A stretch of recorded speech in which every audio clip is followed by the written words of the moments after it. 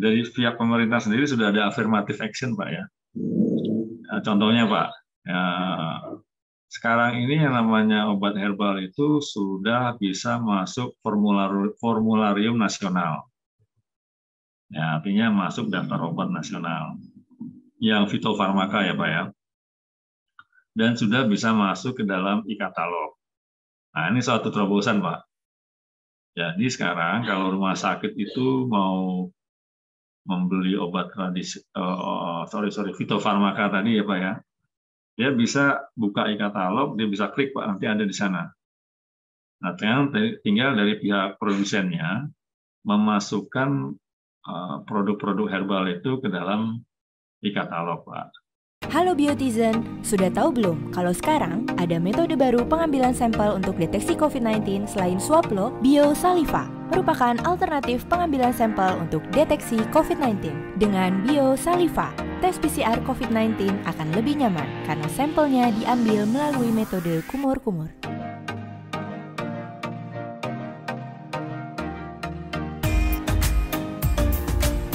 Tes PCR COVID-19 aman dan nyaman.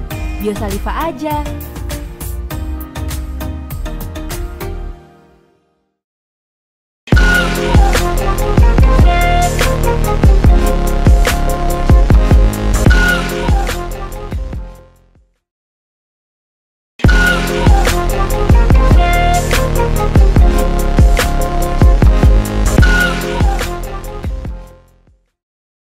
Assalamualaikum warahmatullahi wabarakatuh. Waalaikumsalam warahmatullahi wabarakatuh. Bersama saya Bambang Saturno di kanal Inspirasi untuk Bangsa. Mudah-mudahan kanal ini selalu bisa memberi inspirasi, motivasi, edukasi, syukur bisa membantu mencari solusi. Saya sekarang sudah bersama dengan Bapak Arif Pramuhanto. Beliau adalah Direktur Utama PT Indofarma. Apa kabar Pak? Alhamdulillah sehat Pak Bambang. Salam sehat semua. Sehat semua. Pak Arif, ya Pak Arif, ini Indofarma ini kan agak khas ya di BUMN farmasi ini. Jadi selain obat itu ya, baik yang generik maupun yang branded, kan ditugasi juga untuk mengembangkan alat kesehatan dan mesin farmasi. Ya. Itu kalau di obat apa Pak yang menjadi andalan Pak? Apakah tadi termasuk yang dari herbal itu yang ditugaskan ke Indofarma? Jadi arahan daripada arahan daripada kementerian adalah kita itu punya 3 kategori fokus Pak. Yang pertama adalah farma ya, cuma farma ini nanti mungkin kita nggak akan kembangkan lebih advance lagi, tidak ya.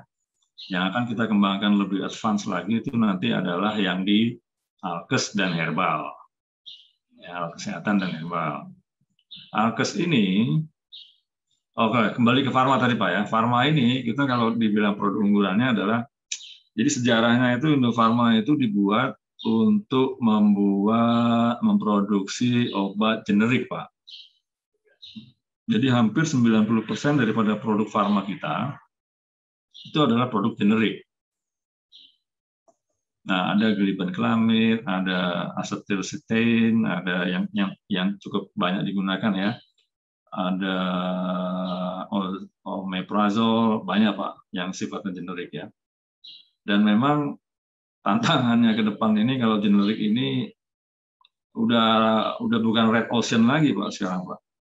Udah black ocean ini sudah nih. Yang makin banyak orang masuk di sana ya. Kemudian juga harga kalau sudah masuk di dalam e-katalog tuh nggak pernah ada sejarahnya harga naik Pak. Yang ada harga mah turun aja terus itu ya. Nah itu yang jadi tantangan buat kami, sehingga kami di dalam strategi kami memasarkan OGB tadi adalah bagaimana kami produk fokus saja lah. Jadi nggak banyak lagi itemnya, kita coba produk Pareto kita apa saja, yang fokus kita ke sana. Ada masalah supply and demand seperti apa, kalau demand-nya nggak ada masalah, ya tinggal supply-nya aja kita penuhi Pak. Nah itu yang di farma Pak. Nah khusus buat yang alkes Pak, alkes ini, itu sebetulnya ada 4 kategori alkes Pak. Saya agak teknis nggak apa-apa ya Pak Bambang ya. Jadi ada yang namanya in vitro diagnosis. Nah itu kayak reagen gitu ya Pak, kayak antigen. Nah sekarang lagi banyak itu kan Pak, kalau Bapak pergi kemana-mana itu kan dites antigen tuh.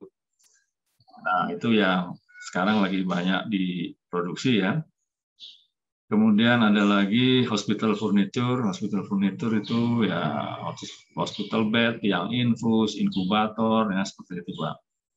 Kemudian ada elektromedis. Elektromedis itu barang durable yang harganya relatif mahal ya, relatif tinggi harganya ya.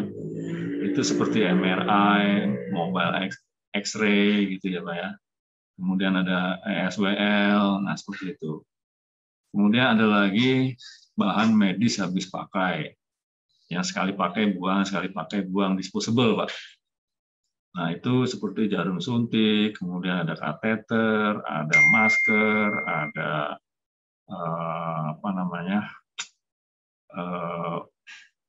kantung urin, kantung darah gitu ya Pak ya, infus. Bagaimana? Ya, kantong infus. Nah, seperti itu Pak. Nah, memang kami mengusahakan di semua kategori tadi. Tapi mungkin kita juga tidak semuanya, karena nanti kita juga takut tidak fokus juga Pak. Jadi kalau untuk yang di IVD kita sudah produksi reagen Pak. Nah, reagen ini kita juga targetnya adalah bagaimana mengurangi ketergantungan terhadap impor, karena impornya 95% Pak itu Pak, reagen. Nah, ini yang kita coba sasar bagaimana meningkatkan lokal konten ya, sehingga import itu kita bisa tekan Pak. Kalau hospital furniture kita sudah ada sejak lama, hospital bed itu sudah ada, dan itu juga salah satu produk unggulan kami ya. Kemudian kalau di BMHP kita punya jarum suntik, ya, kita punya masker Pak yang sudah kita produksi ya. Kemudian ada kalau kita lagi dicolok-colok gitu, mesti pernah nggak Pak? Swabnya, nah itu kita ada Pak. Nah yang menarik adalah kita akan masuk nanti ke dalam telemedicine Pak. Nah itu nanti kita punya, telemedicine itu ada dua ya. Telemedicine itu ada yang telekonsultasi, ada telediagnosis. Nah kalau yang kita mau produksi nanti adalah telediagnosis Pak. Itu ada alatnya nanti yang akan bisa ditempatkan di poliklinik ataupun di klinik ataupun di puskesmas. Alat itu bisa menangkap ada 15 vital sign ya, yang dikirim ke dokter yang ada di rumah sakit gitu. Sehingga dokternya nggak perlu banyak-banyak, dokternya cukup ada di rumah sakit daerah, RSUD, kliniknya bisa di mana-mana, puskesmasnya bisa di mana-mana, sehingga kita bisa mengoptimalisasi mengoptimalisasi jumlah dokter yang ada Pak, sehingga tidak perlu harus satu poliklinik atau satu puskesmas harus satu dokter, nggak perlu harus begitu, dokternya cukup nanti di hub-nya saja. Jadi modelnya adalah hub and spoke nantinya Pak. Nah kalau untuk herbal Pak, untuk herbal ini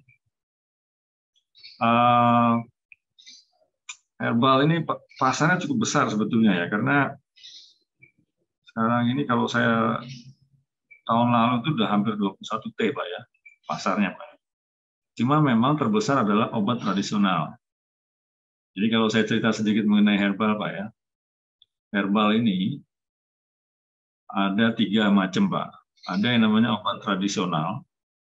Nah, obat tradisional itu tidak perlu ada uji praklinis, nggak perlu ada uji klinis. Ya berdasarkan klaim turun-temurun aja Pak.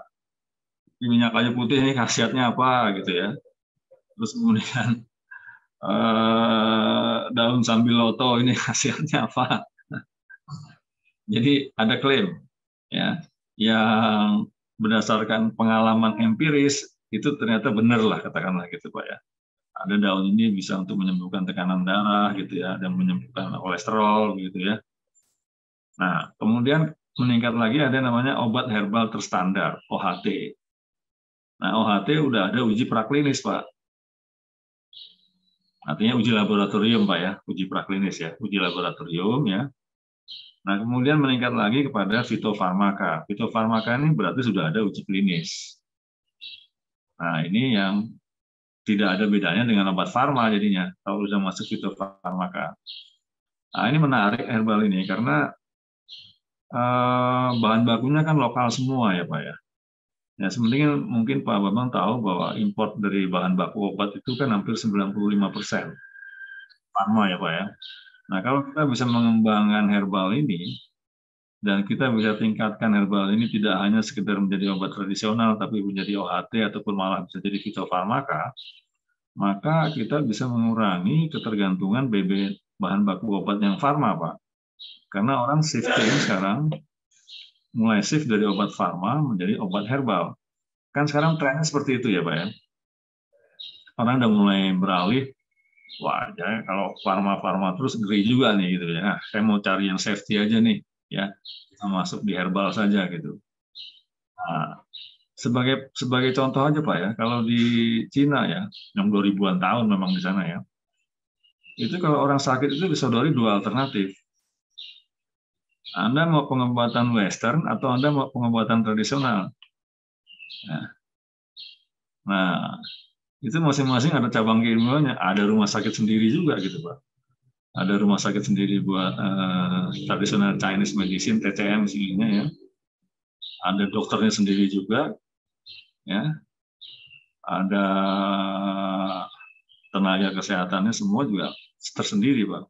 Nah ini ya saya punya dreaming bagaimana kalau Indonesia satu saat bisa seperti itu gitu. Jadi punya rumah sakit sendiri khusus herbal, dokternya juga dokter yang khusus untuk herbal gitu ya Pak. Sehingga kita bisa mengurangi lah ketergantungan terhadap import dari bahan baku obat tadi yang cukup besar Pak, 95%. Nah kira-kira gitu Pak, sedikit mengenai industrinya juga.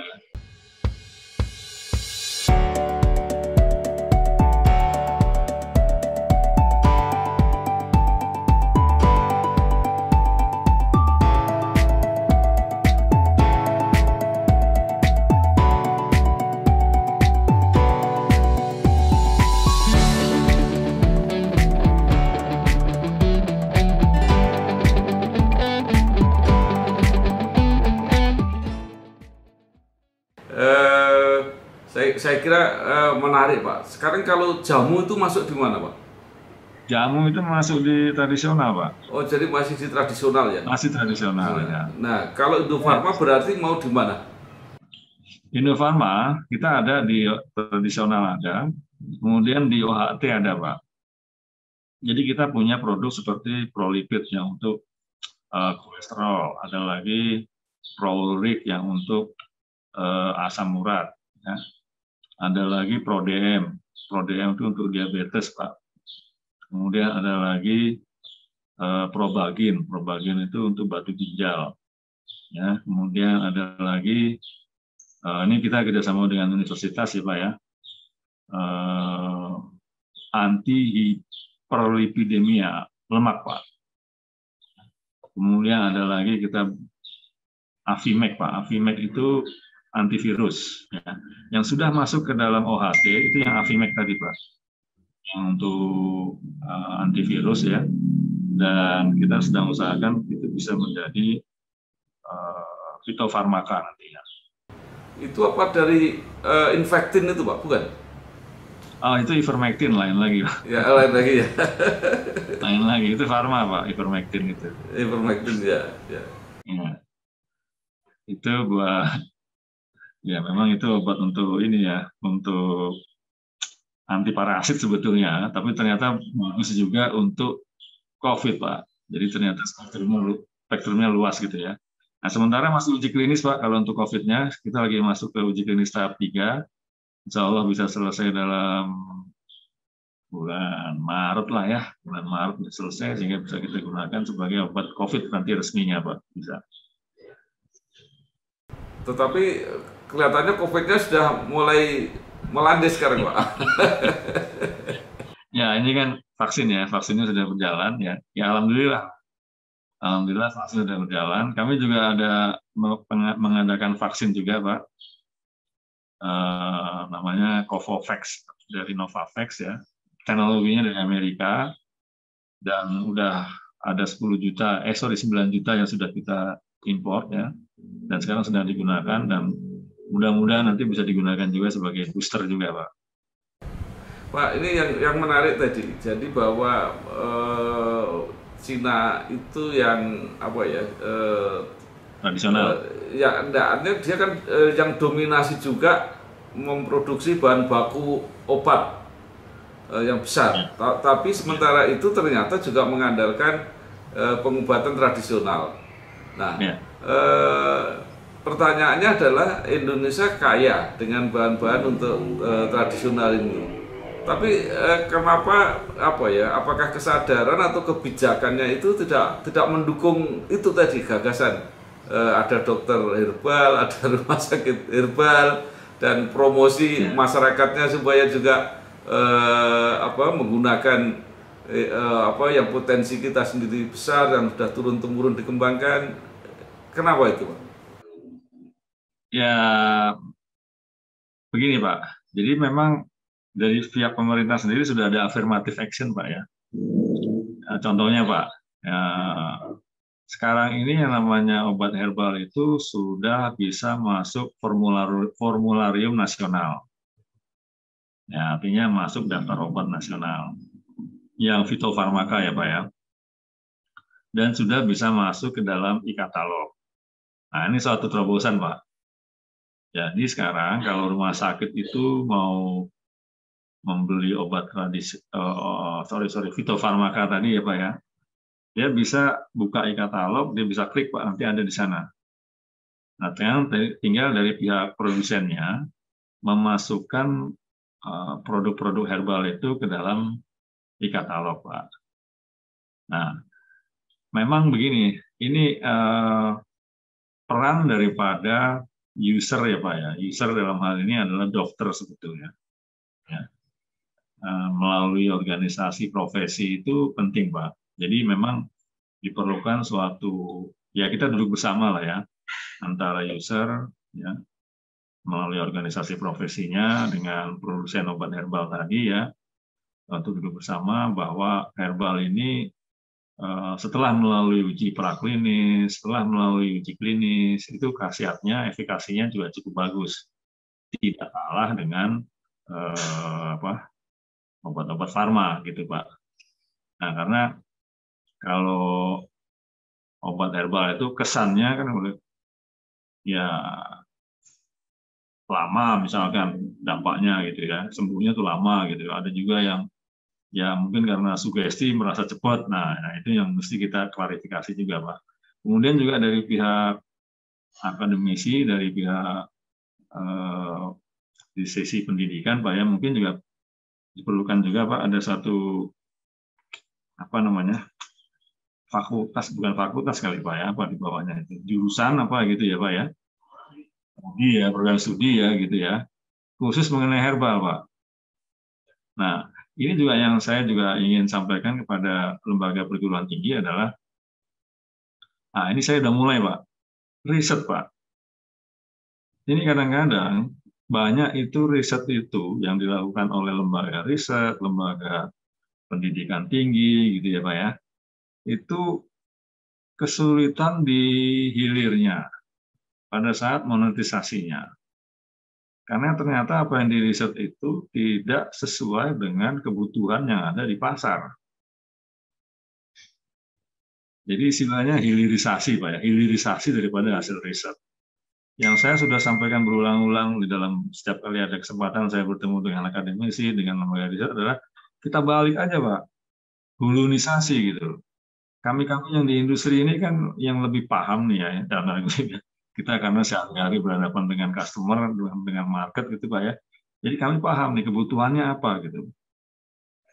Nah, ini kita tarik aja ke hulu, Pak. Bisa nggak Anda melakukan riset untuk produk ini ya, kira-kira fitur dan benefitnya apa saja sehingga nanti manfaatnya, efikasinya seperti apa yang kita harapkan gitu, Pak. Saya sudah mulai nih, Pak. Saya sudah mulai kemarin dengan Universitas Udayana, kemudian juga dengan kemarin dengan Undip Pak ya. Nah ini dengan ITB Pak, kalau bisa nih kita juga bisa duduk satu meja lah gitu ya. Saya punya kebutuhan herbal nih seperti ini nih produk-produknya nih. Atau alkes misalkan, saya punya kebutuhan seperti ini. Bisa nggak Anda membuat risetnya sehingga bisa menghasilkan produk seperti yang saya minta gitu.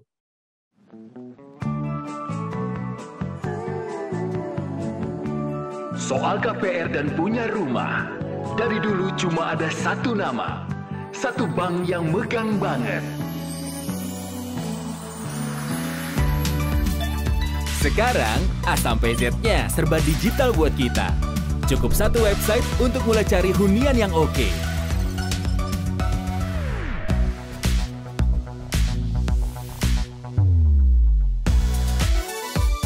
Lagi sesibuk apapun, cukup satu fitur ngajuin KPR online.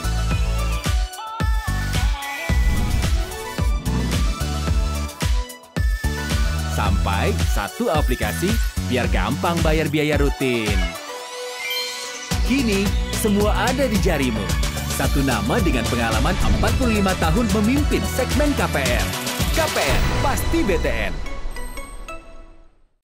Pak, lepas dari masalah teknisnya tadi, itu kan juga ada masalah pemasaran Pak, dan strategi pemasarannya. Kalau obat-obat farma tadi kan dipasarkan dengan sangat sangat masif, dengan petugas-petugas yang selalu mengunjungi dokter dan sebagainya. Juga kita tidak menutup mata, ada fasilitas, ada tawaran-tawaran tertentu. Apakah herbal ini tidak dilakukan seperti itu, Pak? Jadi begini Pak, ada produk yang ada pendekatan produk driven, ada pendekatan market driven. Nah, kalau kebanyakan farma itu adalah dia produk driven, Pak. Jadi produk ini ingredientsnya apa, manfaatnya apa, ya khasiatnya apa, ya efikasinya sampai berapa persen. Nah ini yang kita pasarkan melalui jurnal gitu ya Pak ya, melalui nanti ya kalau ada, ya ini mohon maaf nih kalau ada seminar-seminar dengan lembaga profesi ya, kita nggak ngomongin produknya Pak, tapi kita ngomongin ada penyakit seperti ini ya, kira-kira upaya-upaya untuk menyembuhkannya pakai apa saja gitu ya Pak ya. Nah itu yang kita lakukan Pak kalau untuk yang produk farma. Produk herbal, Pak. Produk herbal kalau dia masih di tahap OTC ya, over the counter ya. Seperti banyak misalkan saya sebut aja Pak ya, seperti ya, terkait tolak angin, jamu-jamu ya begitu Pak ya. Itu melalui skemanya agak beda Pak. Itu market driven Pak. Ya. Jadi obat batuk herbal yang dijual di banyak apotek itu tidak harus kita melakukan kunjungan kepada dokter-dokter, tapi kita bisa melalui iklan-iklan yang terbatas, Pak ya, karena ini market driven. Kecuali kalau nanti sudah masuk ke fitofarmaka, Pak. Nah itu nanti kita mirip dengan farma, Pak. Oke, ya Pak, saya paham sekarang. Saya mau balik lagi tadi Pak tentang produk reagen tadi. Ya. Apa yang menyebabkan tingkat harga di konsumen itu beda-beda, Pak? Pak, jadi gini, kalau mengenai reagen yang terkait dengan yang sekarang lagi marak itu COVID ya Pak ya, itu kan sebetulnya dari pihak Kementerian Kesehatan sudah membuat satu kebijakan yang namanya HET Pak ya, harga eceran tertinggi. Nah, itu menjadi acuan lah buat kita yang ada di industri, kita yang ada di market itu jangan lebih dari itu. Kalau lebih dari itu kita kena sanksi, Pak. Dan itu kan harganya kan memang udah turun terus ya. Nah, kalau reagen yang kami produksi itu nanti reagen untuk diagnostik, Pak. Sama untuk yang di kimia klinis. Kalau Bapak mau general check up misalkan ya di rumah sakit gitu ya, ada cek darah, cek urin, cek vices, nah itu menggunakan reagen, Pak. Baik, terima kasih sekali Pak Ari Pramuhanto, Direktur Utama PT Indofarma, sudah menyampaikan banyak hal dan harapan-harapan di dunia kesehatan tadi dengan diagnostik. Diagnostik, Pak, ya. Ya, ini yang akan dikembangkan. Saya kira harapan baru, solusi baru. Mudah-mudahan tahun 2022 sudah mulai terwujud. Sekali lagi terima kasih, Pak. Sukses Indofarma. Sami-sami, Pak. Terima kasih, Pak. Wassalamualaikum warahmatullahi wabarakatuh. Terima kasih ya, Pak. Terima kasih. Izin lift ya, Pak Bambang ya. Iya, Pak. Terima kasih. Bu, pinjam mobil. Boleh, tapi nanti anterin Ibu arisan dulu sama isin pulsa. Transferin buat bayar arisan, terus nanti ambilin cash juga. Pinjam mobil sekali, nantinya banyak. Makanya perbanyak transaksi, kumpulkan poin, lalu tukar dengan kupon undian di BNI Mobile Banking dan menangkan hadiahnya. Gak pakai nanti.